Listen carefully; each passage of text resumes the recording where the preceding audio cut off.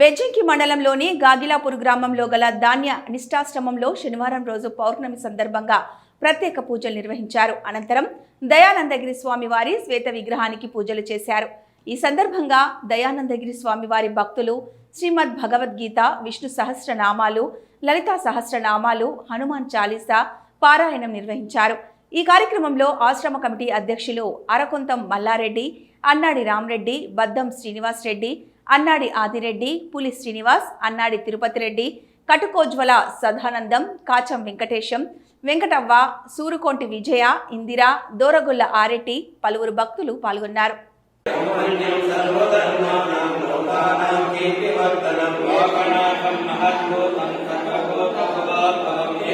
సర్వధర్మానాం